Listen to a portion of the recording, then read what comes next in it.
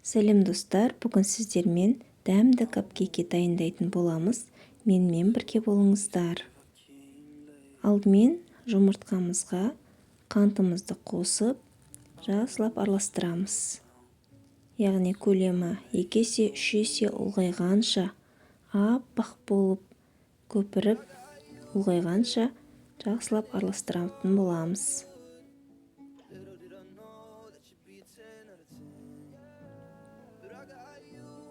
Міне осындай түске енуі керек. Сонан соң біз сүтімізді құямыз, сұйық майымызды құямыз.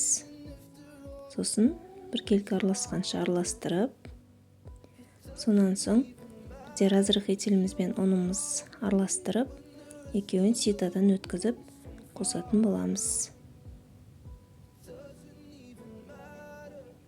Ал енді біркелкі масса шыққанша ұнымызды араластырып аламыз.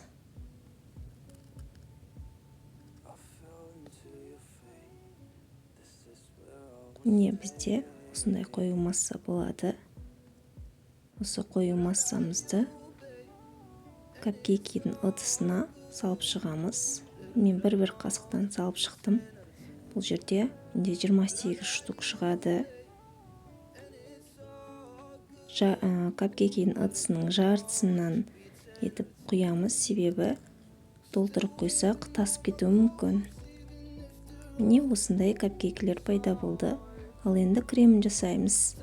Творожный сырымызға қант ұнтағын қосып, жақсылап іртік болмай біркелкі араласқанша араластырып аламыз.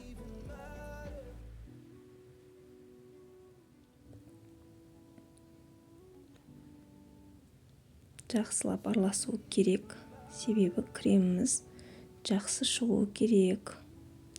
Ал енді сливкимізді өлшеп құйып, қою массалық крем болғанша араластырамыз. Әркімнің миксеріне байланысты қанша уақытта қоюлануы. Сосын оны кез келген насаткаға өздеріңізге ұнаған насатка бойынша осындай гүлдер жасап шығамыз.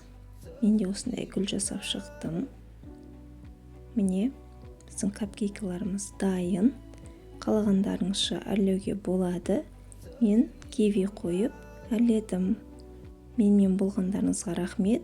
Каналыма тіркеліп, лайк басып, қоңыраушаны басуды ұмытпаңыздар. Сау болыңыздар.